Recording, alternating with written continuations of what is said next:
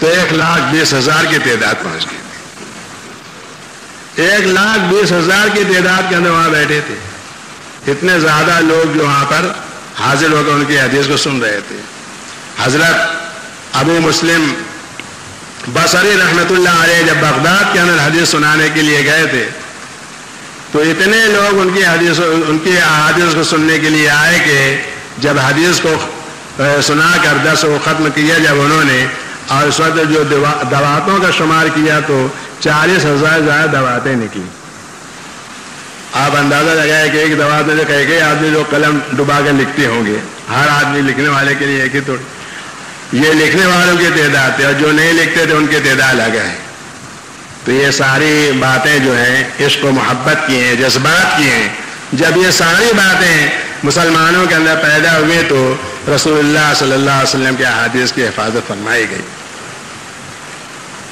ایسے تو رسول اللہ صلی اللہ علیہ وسلم کے احادیث کے بے شمار مجموعے اور بے شمار ذخیرے اور بے شمار کتابیں لکھی گئیں، لیکن ان کتابوں میں، ان ذخیروں میں، ان مجموعوں میں جس کو سب سے زیادہ اولیت اور افضلیت اور مقبولیت اور محبوبیت حاصل ہوئی وہ یہ کتاب ہے جس کا ختم بھی ہم لوگوں نے کیا.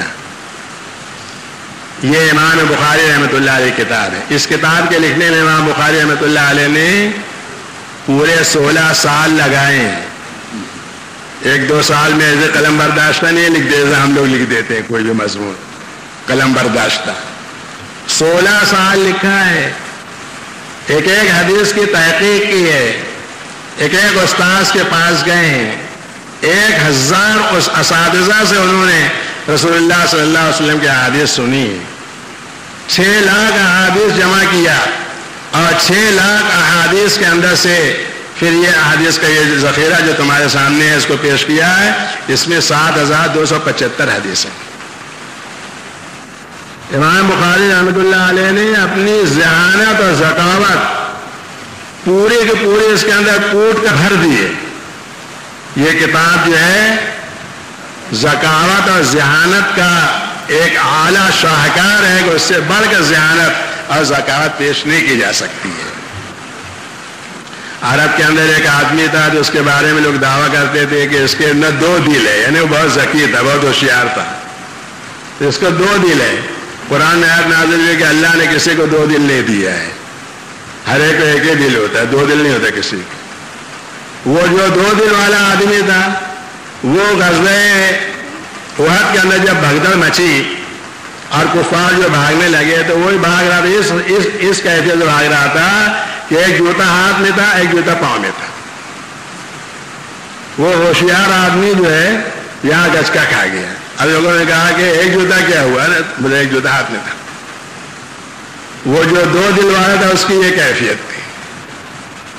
وہ تو سب یوں ہی، لیکن امام بخاری رحمۃ اللہ علیہ نے اس کے اندر جو ذہانت اور ذکاوت جو صرف کی ہے وہ بے نظیر اور بے مثال ہے. آج تک جو ہے ایسی کوئی دوسری کتاب پیش نہیں کی جا سکی. 16 سال جو ہے اس کتاب کے لکھنے کے اندر انہوں نے لگایا ہے اور 16 سال اس انداز سے اس کو لکھا ہے کہ 7,275 احادیث کے اندر شامل کی. 6 لاکھ احادیث کا انتخاب پیش کیا. 7,275 حدیثیں اس کے اندر ہیں اور حدیث کو اس شان سے لکھتے تھے کہ ہر حدیث کے لیے لکھنے سے پہلے غسل کرتے تھے اور 2 رکعت نماز پڑھتے تھے. غسل کرتے تھے اور 2 رکعت نماز پڑھتے تھے اور بھی اس کو لکھتے تھے. کتنی پاکیزگی کے ساتھ. یعنی مطلب یہ ہے کہ زکوٰۃ و ذہانت و صرف کی، تقویٰ و طہارت بھی پورے پیش کی. ایک کم وقت وہ تھا اکبر بادشاہ کے زمانے میں، ایک تھا اس نے سوات الالہام ایک کتاب لکھی ہے. بہت ذکاوت کا مظاہرہ کیا اس کے اندر. یعنی وہ بے نکت کتاب ہے. قرآن کی آیت کی تفسیر اس نے بے نکت الفاظ کے اندر کی. کوئی لفظ نقطے والے لایا ہے، ہر لفظ ایسا لایا ہے جس کے اندر نقطے نہیں ہیں. لیکن وہ کتاب آج کتب خانوں میں، الماریوں میں مٹی کھا رہی ہے، گرد کھا رہی ہے. کوئی اس کو اٹھا کے چھوتا بھی نہیں. کیوں؟ اس لیے کہ وہ ناپاکی کی حالت میں اس کو لکھتا تھا، جنابت کی حالت میں لکھتا تھا، اس کو غسل واجب اور لکھتا تھا، قرآن کی تفسیر کرتا تھا. تو اس کا عمل جو ہے اتنا بیکار ہوا، حالانکہ دیکھو کہ کتنی ذہانت کا مظاہرہ کیا، لیکن آج اس کی ذہانت کا دنیا میں کوئی فائدہ نہیں ہے۔ امام بخاری رحمۃ اللہ علیہ صرف ذہانت کا مظاہرہ نہیں کیا، بلکہ تقوی و طہارت کا جو اعلیٰ مظاہرہ ہو سکتا ہے وہ مظاہرہ پیش کیا۔ اسی لیے آپ دیکھتے ہیں کہ اتنے زمانے کے بعد بھی یہ کتاب ہمارے سامنے موجود ہے۔ اس کی 53 شرحیں لکھی گئی ہیں، 22 مستخرج لکھے گئے ہیں، اور جس طریقے سے لوگوں نے قرآن کی خدمت کی کہ قرآن کے سب حروف گن لیے کہ قرآن میں کتنا الف آیا ہے، کتنا بے آیا ہے، ایسے ہی بخاری شریف کی بھی خدمت کیا ہے لوگوں نے، اور بتا دیا کہ قرآن میں کتنے حروف آئے، کتنا الف آیا ہے، کتنا بے آیا ہے۔ اس طریقے کی خدمت جس بخاری کی گئی ہے، یہ سب کس کی برکات ہے؟ حضور سے خلوص نیت کی ہے، آثار و برکات ہے یہ سب۔ اور امام بخاری رحمۃ اللہ علیہ نے اس کتاب میں کوشش یہ کی ہے کہ کوئی بات بھی اگر پیش کریں تو اس کے اندر کوئی نہ کوئی نقطہ رکھیں، بغیر نقطے کوئی بات پیش نہیں کی، یعنی اس میں کوئی نہ کوئی غرض ہے۔ جیسے کہ پہلا باب قائم کیا تو باب الوحی قائم کیا، باب کیف کان بدء الوحی، حضور صلی اللہ علیہ وسلم کے اوپر وحی کا آغاز کیسے ہوا، تو اس کو جو مقدم کیا ہے تو اس کے بھی بے شمار حکمتیں ہیں۔ پھر دیکھیے کہ بسم اللہ الرحمن الرحیم شروع کر دیا، الحمدللہ رب العالمین نہیں لکھا، جو عام طور سے مصنفین کا طریقہ ہوتا ہے۔ اس کے بارے میں علماء دیوبند کے استاذ حضرت مولانا شیخ الہند مولانا محمود الحسن رحمۃ اللہ علیہ نے فرمایا ہے کہ امام بخاری رحمۃ اللہ علیہ نے بسم اللہ الرحمن الرحیم سے کتاب کا آغاز اس لیے کیا کہ جب ہم حضور صلی اللہ علیہ وسلم کی دعوت اور تحریر، دعوت اور کتابت، تقریر اور تحریر کے اوپر جب ہم غور کرتے ہیں تو ہمیں یہ معلوم ہوتا ہے کہ حضور صلی اللہ علیہ وسلم کی جو تحریر ہے وہ بسم اللہ سے شروع ہوئی ہے، اور حضور صلی اللہ علیہ وسلم کی جو تقریر ہے وہ الحمدللہ نحمدہ ونستعینہ سے شروع ہوتی ہے، اور تحریر وہ ایک دعوت ہوتی ہے، ایک پیغام ہوتی ہے۔ ہرقل کو جو تحریر جناب نبی کریم صلی اللہ علیہ وسلم نے پیش کی، اس میں بسم اللہ الرحمن الرحیم من محمد الی رسول اللہ، یہ خط محمد رسول اللہ کی طرف سے ہے، ہرقل بادشاہ کی طرف جو روم کا مالک ہے، بادشاہ، تو اس میں بسم اللہ الرحمن الرحیم تھا، اور اس کتاب میں بھی بسم اللہ الرحمن الرحیم سے شروع کر دیا۔ مطلب یہ ہے کہ اے مسلمانوں، یہ کتاب میرے طرف سے تمہارے لیے ایک پیغام ہے، ایک پیغام ہے۔ اور جیسا کہ میں نے کہا کہ اسلامی تشخص کا انحصار جو ہے رسول اللہ صلی اللہ علیہ وسلم کے احادیث کے اوپر ہے۔ جو لوگ ذمہ داریوں سے بچنا چاہتے ہیں وہ حدیث کا انکار کرتے ہیں۔ ہمارے شہر میں بھی ایک طبقہ ایسا پیدا ہو گیا ہے جو انکار حدیث کے فتنے کے اندر مبتلا ہے۔ ہمارے علماء کرام کو چاہیے کہ اس فتنے سے آگاہ ہوں اور اس کا سدباب کریں، اس کو ختم کریں۔ بہت سے لوگ اہل قرآن ہیں، بس کہتے ہیں کہ قرآن میں جو اس کو ہم مانیں گے۔ اگر تم قرآن کو لوگے تو اس کا مطلب یہ ہے کہ تمہارا دل رسول اللہ صلی اللہ علیہ وسلم کی عشق و محبت سے بالکل خالی ہے، تمہارے دل میں ایمان نہیں ہے، اور تم دین کامل کو نہیں پیش کر سکتے، اس لیے کہ دین کامل کو پیش کرنے کے لیے رسول اللہ صلی اللہ علیہ وسلم کی حدیث بہت ضروری ہے۔ قرآن تو ایک بنیادی چیز ہے، ایک ہے بنیادی چیز اس کے اندر بتائی گئی، لیکن اس کی تفصیلات اور اس کی شرح اور اس کے بیان اور سب کے سب رسول اللہ صلی اللہ علیہ وسلم کی احادیث کے اندر ہے۔ لہذا آپ تمام لوگوں کو، سب مسلمانوں کو ہوشیار رہنا چاہیے۔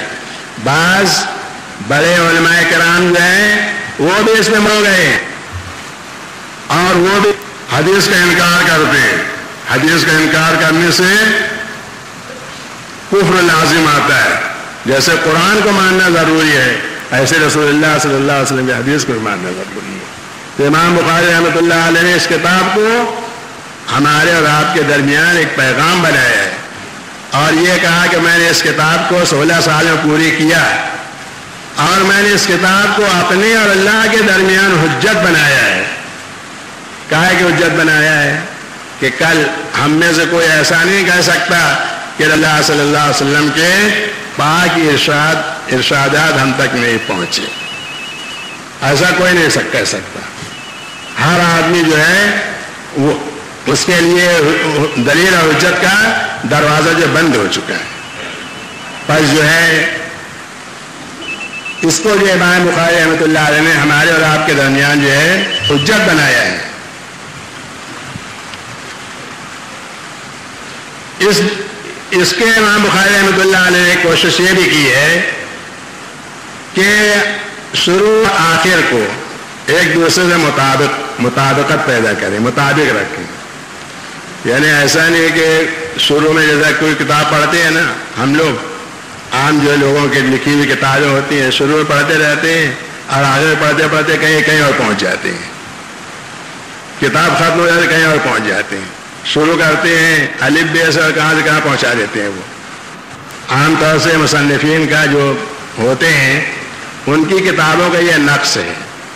لیکن امام بخاری رحمۃ اللہ علیہ نے شروع کیا نا، وہاں سے شروع کیا تو اس کو جو ہے اسی طریقے سے اس کو آخر کو مطابق کے اندر ایسی بات پیش کی کہ اس کا آخری جو ہے اس کے شروع سے مطابق ہو جائے. تو لفظاً اور معناً دونوں اعتبار سے امام بخاری رحمۃ اللہ نے مطابقت پیدا کی ہے.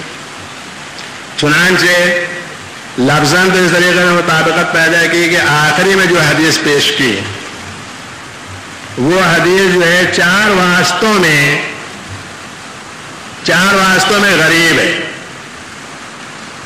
حضرت صلی اللہ علیہ وسلم سے یہ حدیث جو آخری والی ہے اس کو بیان کرنے والے صرف حضرت ابو ہریرہ ہیں، کوئی اور نہیں. اور ابو ہریرہ سے اس کو بیان کرنے والے صرف ابو زرعہ ہیں، کوئی دوسرا نہیں. اور ابو زرعہ سے اس کو بیان کرنے والے صرف عمارۃ القعقاع ہیں. اور عمارۃ القعقاع سے بیان کرنے والے صرف محمد بن فضیل ہیں. اور پھر محمد بن فضیل سے بہت سارے لوگوں نے اس کو بیان کیا. ایسے ہی جو شروع حدیث پیش کی انما الاعمال بالنیات، وہ حدیث بھی چار واسطوں کے اندر ایسے غریب ہے. غریب اس کو کہتے ہیں جس کے روایت کرنے والے صرف ایک ہی ہو. اس میں انما الاعمال بالنیات یہ بات بیان کرنے والے صرف حضرت عمر رضی اللہ تعالیٰ عنہ ہیں. حضرت عمر سے بیان کرنے والے صرف علقمہ ابن وقاص لیثی ہیں. اور علقمہ ابن وقاص لیثی سے اس کو بیان کرنے والے محمد بن ابراہیم تیمی ہیں. اور محمد بن ابراہیم تیمی سے اس کو بیان کرنے والے یحییٰ بن سعید الانصاری ہیں. پھر یحییٰ بن سعید الانصاری سے بہت کافی لوگوں نے اس کو بیان کیا. تو لفظاً اس طریقے سے مطابقت ہو گئی اور معنی اس طریقے سے مطابقت کیا کہ فرمایا کہ انما الاعمال بالنیات، عمل کا دار و مدار کیا ہے؟ نیت کے اوپر ہے. امام بخاری رحمۃ اللہ علیہ یہاں کوئی فقہ کا مسئلہ نہیں بیان کرنا چاہتے ہیں بلکہ تصور کی بات بتانا چاہتے ہیں. وہ کہنا چاہتے ہیں کہ عمل کے اندر جو کمزوری اور عمل کے اندر جو پختگی پیدا ہوتی ہے وہ نیت کی وجہ سے ہوتی ہے. نیت اچھی بھی ہوتی ہے، نیت بری بھی ہوتی ہے. نیت فاسدہ جو ہوتی ہے اس کا وبال جو ہے وہ سامنے آتا ہے اور نیت صحیحہ کا نتیجہ بھی سامنے آتا ہے.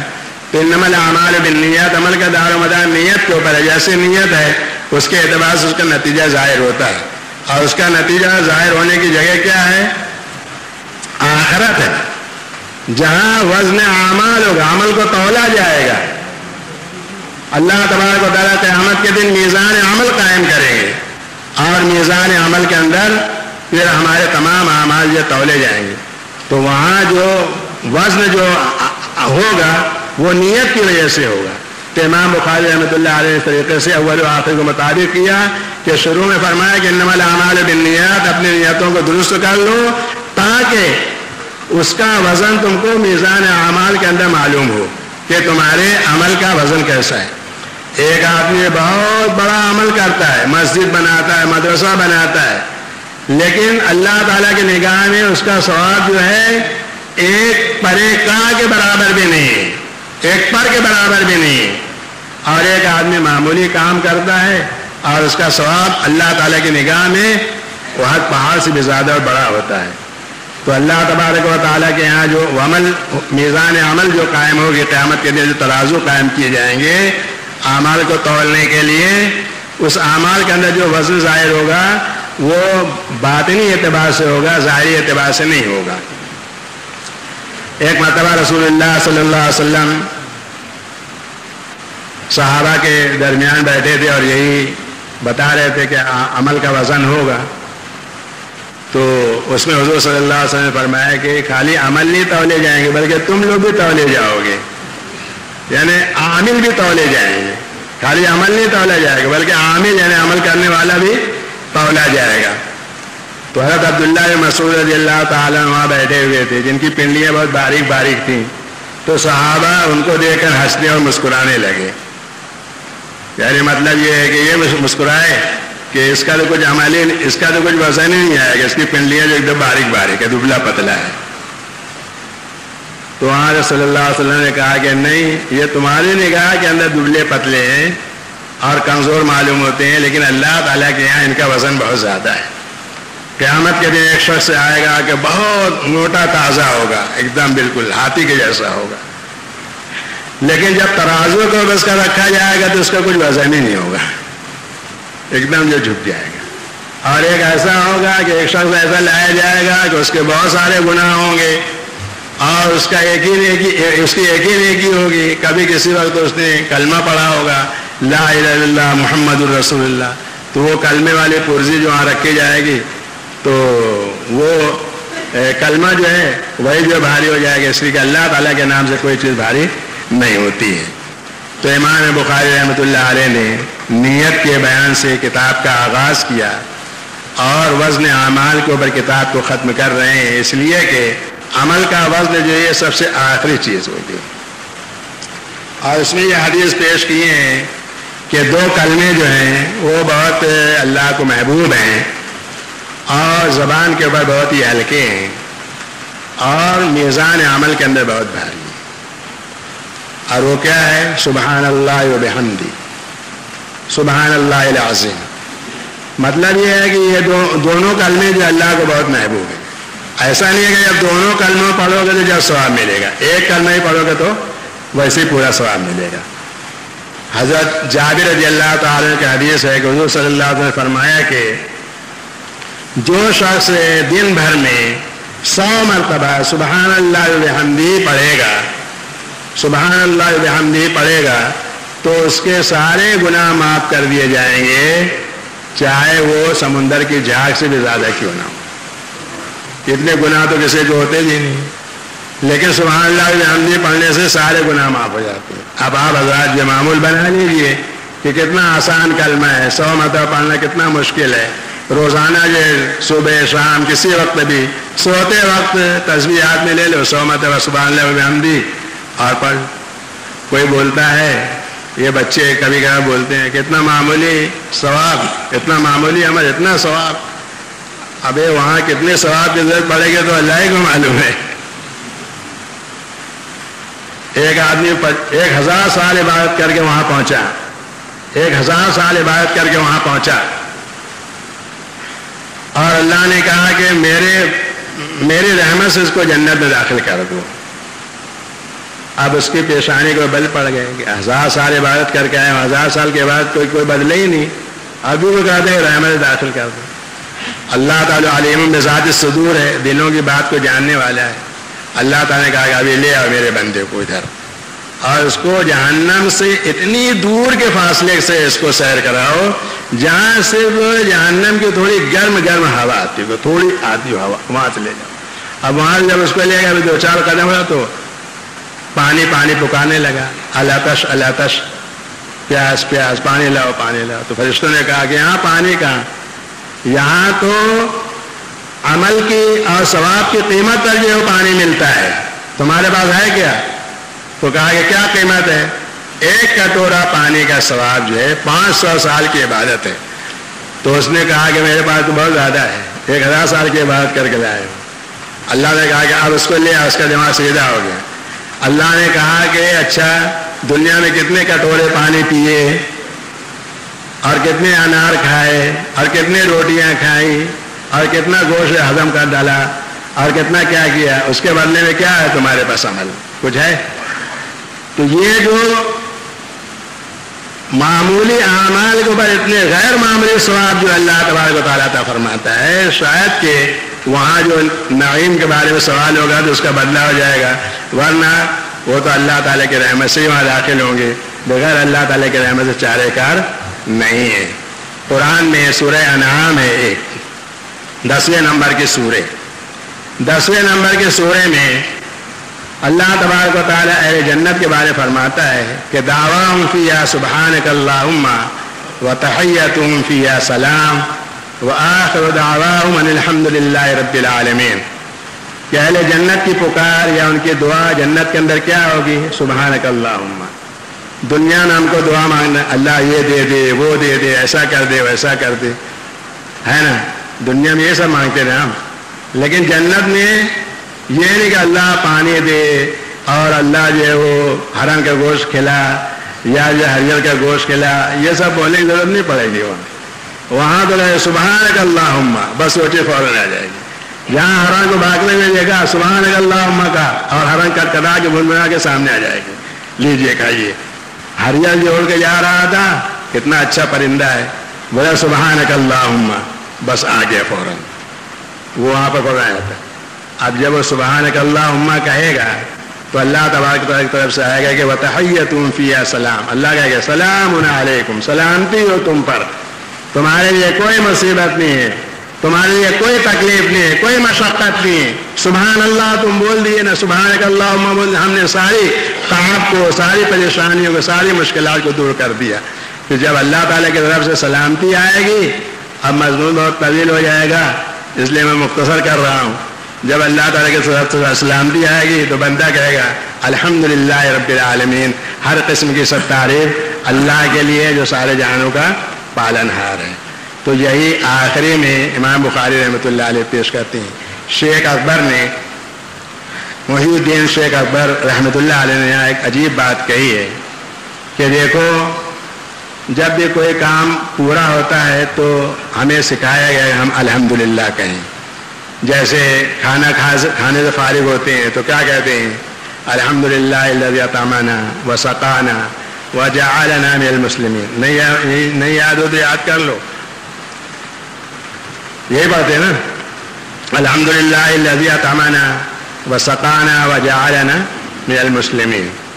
اور جب سفر سے جاتے ہیں، سفر سے واپس آتے ہیں تو کیا بولتے ہیں؟ آئبون تائبون لربنا حامدون، آ گئے ہم واپس۔ حالانکہ وہ زمانے کا سفر تو آج کبھی آسان ہو گیا، لیکن آج کے بھی سفر میں واپس آنا یقینی نہیں رہتا کہ واپس آئیں گے کہ نہیں، کب کیا ہو جائے معلوم نہیں۔ تو اب جب واپس آ گیا تو واپس آنے کے بعد اللہ کا شکریہ ادا کرتا ہے، لربنا حامدون آئبون تائبون لربنا حامدون، اپنے پروردگار کے لیے ہم شکر گزار ہیں۔ تو معلوم ہوا کہ آخری چیز کیا ہوتی ہے؟ سبحان اللہ اور الحمدللہ۔ اسی بات کے امام بخاری رحمۃ اللہ علیہ نے اپنی کتاب کو آخری کیا ہے، سبحان اللہ وبحمدہ سبحان اللہ العظیم۔ اصل بات یہ دیکھنے کی ہوتی ہے کہ انجام کیسا ہوتا ہے۔ دنیا میں بہت کوئی اچھا عمل کیا لیکن آخری میں کوئی برا ہو گیا تو سب زندگی بھر کی جو ہے وہ محنت جاکارہ چلی جاتی ہے، اور اگر آخری میں ایمان نصیب ہو گیا تو دنیا بھر کے زندگی بھر کے گناہ معاف ہو جاتے ہیں۔ ایک شخص تھے میرٹھ کے اندر، تو وہ استاد تھے، بہت سے لوگوں کو انہوں نے تعلیم دی، اسکول میں پڑھاتے تھے، اور ان کی تعلیم تربیت کے اثر سے بہت سے لوگ اونچے اونچے مرتبے کے اوپر فائز ہوئے۔ کوئی وکیل بن گیا، کوئی ڈاکٹر بن گیا، کوئی انجینئر بن گیا، لیکن وہ بیچارے کبھی نماز نہیں پڑھتے تھے۔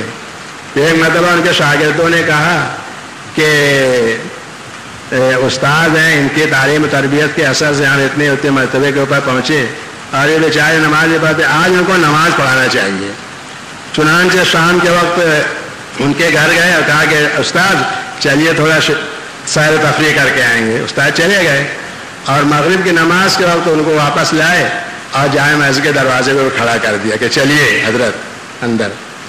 تو کہا کہ نہیں میں نہیں جاؤں گا، آپ لوگ جائیے، میں بہت گنہگار ہوں، میں بہت پاپی ہوں، اپنے گنہگار چہرے اور پاپی چہرے کو لے کر اللہ کے دربار میں نہیں جانا چاہتے. تم جاؤ, تم لوگ نماز پڑھو.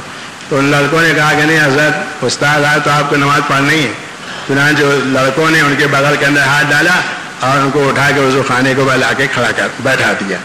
اب اللہ رستے کانپتے ہاتھوں سے انہوں نے وضو کیا, اور وضو کرنے کے بعد جماعت کھڑی ہو گئی, لے جا کے سب کے اندر کھڑا کر دیا. اور بچے جو ہے ایک دو ان کے آزو بازو 2-3 پیچھے بھی ہو گئے کہ کہیں ایسا نہ ہو کہ مدرسے کے بچے جس طریقے سے گڑبڑ کر دیتے ہیں کہیں یہ درمیان میں استاد ہی نہ کر جائیں.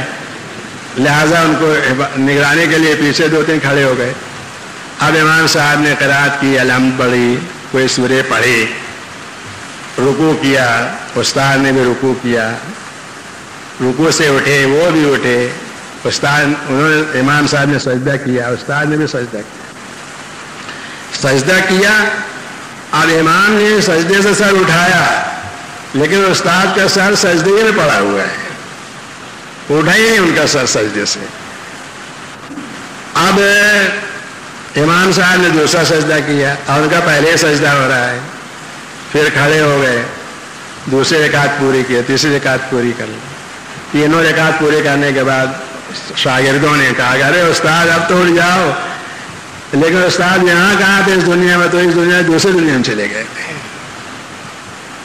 مگر یہ کس کو معلوم کہ میری موت کب آنے والی ہے. کہتے ہیں اگر وقت پہ اجل سر تیری چوکھٹ پہ پڑا ہو, جتنی ہو قضا ایک ہی سجدے میں ادا ہو. لیکن تو ہم کو معلوم ہی نہیں ہے. اگر معلوم ہو جائے مجھ کو تو میں موت کے وقت پہ اپنا سر سجدے کے اندر رکھ دوں گا اور ملک الموت سے کہوں گا کہ اچھا اپنا کام کر لیجیے. لیکن ہم کو معلوم نہیں. لہٰذا ہر آدمی کو اپنے انجام سے, سوء عاقبت سے ڈرتے رہنا چاہیے, اللہ سے دعا کرتا رہنا چاہیے اللہ تبارک و تعالی ہمارا انجام بخیر فرمائے. امام بخاری رحمۃ اللہ علیہ کا انجام کتنا بخیر ہوا. اور اس میں ایک راوی ابو زرع ہے. یہ دیکھیے کہ موقع نہیں ہے زیادہ تفصیل سے بولنے کا.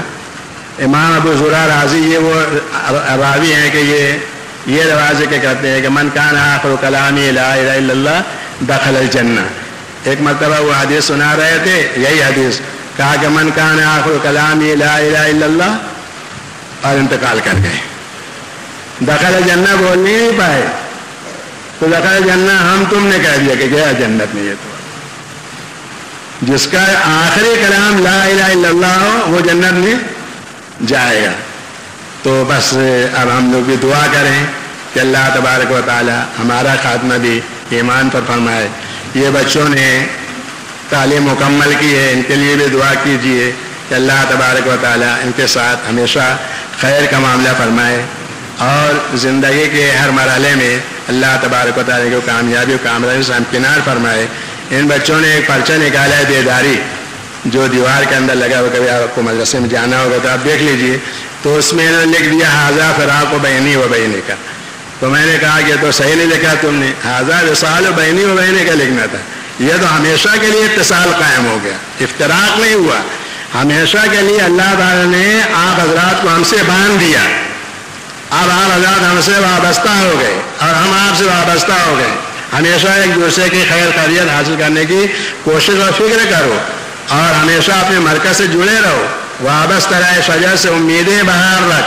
جب تک یہ شجر سے وابستہ رہیں گے تو باہر کی امید رہے گی. اگر شجر سے کٹ جائیں گے, الگ ہو جائیں گے, تو پھر سوکھ جائیں گے اور کوئی بھی ہم کو نازعاتش کر دے گا. اللہ تبارک و تعالیٰ ان تمام باتوں سے ہم سب کی حفاظت فرمائے. وآخر دعوانا الحمدللہ رب العالمین.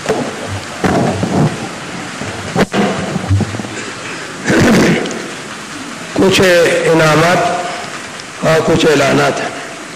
دعا سے پہلے اس کا اظہار ضروری ہے. اس سال جو طلبہ حفظ قرآن کی تکمیل کر رہے ہیں اور جو طلبہ فارغ ہو رہے ہیں, ان لوگوں کے لیے کچھ انعامات ہیں. سید اقبال احمد محبوب ان کی طرف سے فارغ ہونے والے تمام طلبہ کو ایک ایک جوڑے کپڑے سالانہ امتحان میں. اصول درجے سے جنہوں نے کامیابی حاصل کی ہے, عبدالحکیم سید سبحان ترمذی شریف.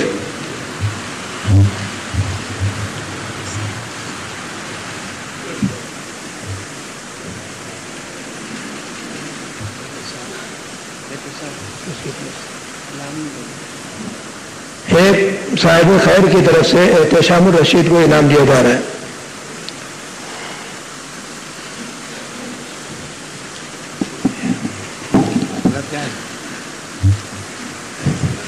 और हुफ़ाज़ किराम जिन्होंने इस साल तकमील हिफ्ज़ कुरान की सआदत हासिल की है, मैं उनका भी नाम ले रहा हूँ। वो आए और अपना अपना इनाम सदर जलसा के हाथों हासिल कर लें। दीवार खड़ी है। सरफराज हुसैन, सरफराज अहमद हलवाई, इनकी तरफ से एक एक दीवार खड़ी दी जा रही है। हाफिज कारी मोहम्मद अली इब्न मोहम्मद कुर्बान, जल्दी जल्दी आओ। हाफिज कारी मोहम्मद इमरान इब्न मोहम्मद मुस्तफ़ा, गानी नगर, मालेगांव। हाफिज कारी शेख मुबीन इब्न शेख रुस्तम, बोरी तालुका जिंतोर। हाफिज कारी मोहम्मद सादैन इब्न मौलाना महफूजुर रहमान कासमी साहब, तैयबाबाद मालेगांव। हाफिज कारी मोहम्मद इरशाद इब्न मोहम्मद इस्लाम, गोल्डन नगर मालेगांव। हाफिज कारी मोहम्मद मुमताज इब्न मोहम्मद वकील, देवगांव तालुका नेपाल नासिक। हाफिज कारी मोहम्मद दीन इब्न अहमद हुसैन, लश्कर कैंप मालेगांव। हाफिज कारी मोहम्मद आसिफ इब्न अहमद खां, आयशा नगर मालेगांव। हाफिज कारी मोहम्मद इमरान इब्न मोहम्मद हनीफ, कोरेगांव जिला सतारा।